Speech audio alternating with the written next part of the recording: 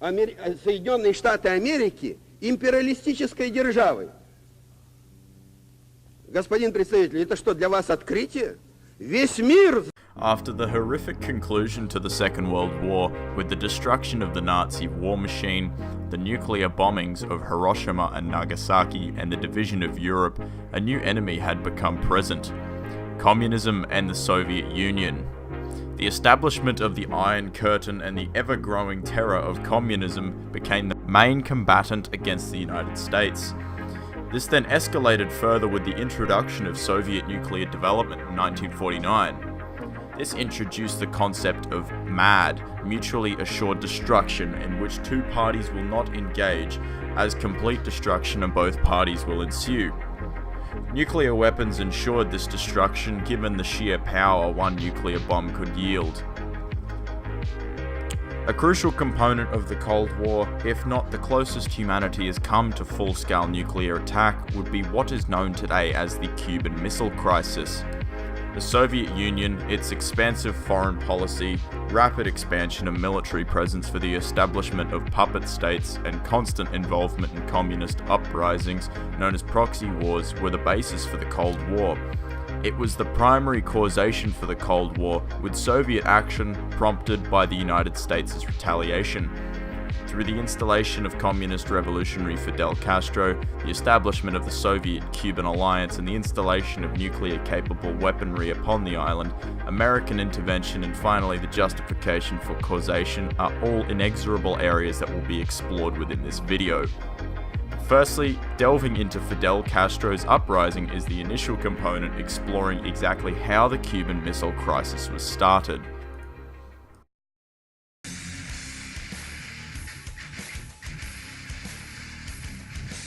Fidel Castro established the communist state of Cuba in 1959 and instantly became a significant threat against the United States' ultra-capitalist sentiment. Here's the answer to your problems, Dr. Utopia's sensational new discovery, ism. Ism will cure any ailment of the body politic. It's terrific. It's tremendous. Once you swallow the contents of this bottle, you'll have the bountiful benefit of higher wages, shorter hours, and security. Enormous profits, no strikes. Remember, you're the big boss. All you have to do is sign this little scrap of paper, and you get your bottle absolutely free. I hereby turn over to ISM Incorporated everything I have, including my freedom and the freedom of my children and my children's children, in return for which said ISM promises to take care of me forever. The presence of a communist threat so close to the United States became the very basis for American response to the newly founded presence off of their very shores. This ultra-capitalist sentiment was the basis for the escalation of tension between Cuba and the United States, with the pugnacious viewpoint established against the Cubans, as demonstrated within Christopher Condon's textbook, The Making of the Modern World, in which it states, during 1959-60, Castro proceeded to confiscate American assets in Cuba such as sugar mill plantations, as well as promoting unsuccessful attempts at revolution in the Dominican Republic, Nicaragua, Panama, and Haiti. These actions caused Castro's relations with the United States to deteriorate, and in May 1960, the United States announced the cessation of economic aid to Cuban sugar, which was Cuba's main export crop. This isolation of Cuba and the economic estrangement between the two nations only heightened tensions, driving for potential action by the United States to become involved in the destruction of the Cuban regime.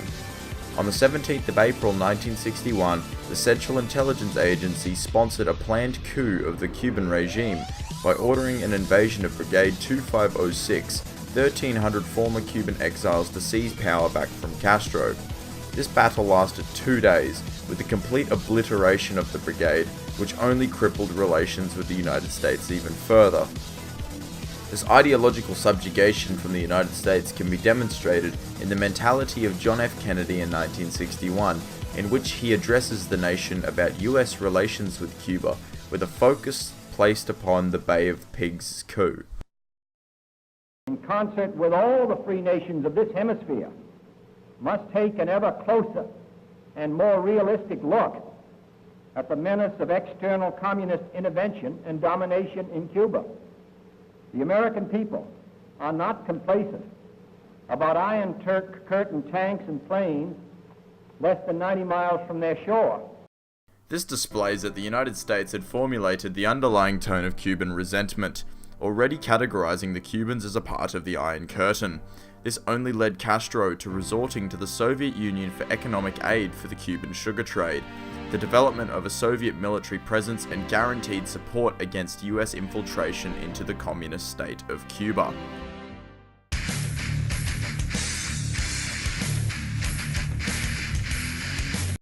Khrushchev became involved in the Cuban-US fallout when Castro requested the Soviet Union's intervention with economic and military support.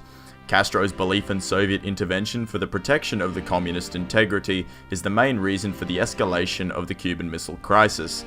This is demonstrated in Castro's letter to Khrushchev, expressing his serious concern about the threat of the United States launching a full-scale invasion and justifying the installation of nuclear weaponry upon the island nation. It states, "I would like to now express my opinion using very few words. If the second alternative takes place and the imperialists invade Cuba to occupy it, the danger that such an aggressive policy holds for humanity is so great that after the action the Soviet Union should never allow circumstance to arise in which the imperialists could unleash a first strike nuclear attack." This dread of a nuclear attack against Cuba and its communist regime prompted Khrushchev to ally the Soviet Union with Cuba, incorporating it into the Soviet bloc. The Soviets began supplying large amounts of military armaments and installing both anti-ballistic missile systems on the island, but also offensive nuclear weaponry. This rapid installation of nuclear weaponry upon the island of Cuba is justified by Nikita Khrushchev in a letter written by Alexander Alexeyev, Soviet ambassador to Cuba, who states, "No, do it like they did to us in Turkey. Confront them with an established fact. The Americans are a pragmatic people. They'll accept it like we had to in Turkey. Then we'll be able to negotiate with American on a basis of parity." This belief that the Soviets were justified in installing nuclear weaponry on Cuba in response to the US's nuclear deployments in the midst of the Cold War validates the causation of the Cuban Missile Crisis onto the Soviet Union. Another important aspect is the sheer number of nuclear missiles contained on both sides. Although this graph here demonstrates the nuclear capability for a war to occur between the superpowers of the US and the Soviets, with monstrous stockpiles on both the US and Soviet sides, it doesn't display the spread across different geographical locations.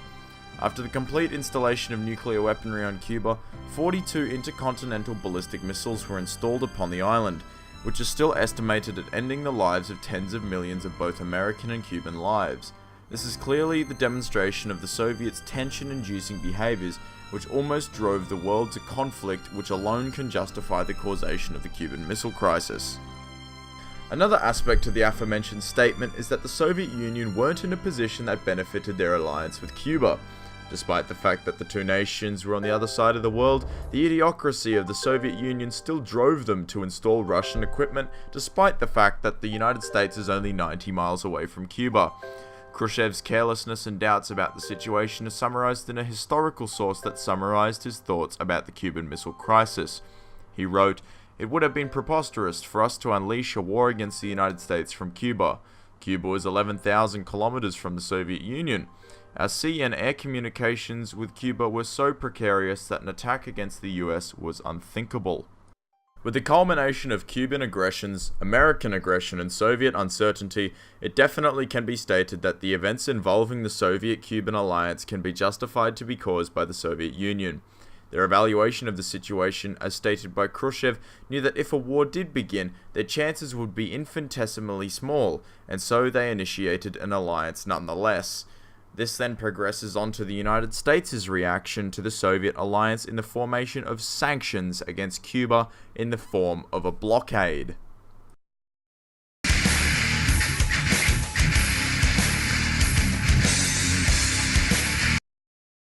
With the Cuban Missile Crisis truly unfolding, John F. Kennedy reacted to the perceived imminent threat against the United States by staging a naval blockade around Cuba. This was designed to cut off any further Soviet intervention instead of declaring war against Cuba. This action was definitely justified by the United States, as resorting to war would have only ended in the deaths of millions of Americans, Cubans, and Russians.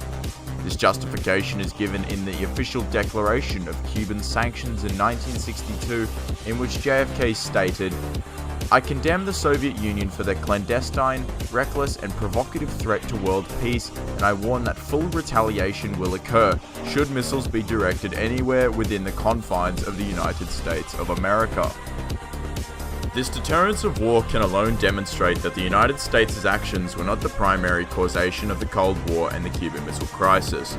Despite the blockade created by the United States to cease Soviet communication, the Soviet Union continued to charge transport ships potentially carrying nuclear weapons or general armaments directly at the American blockade.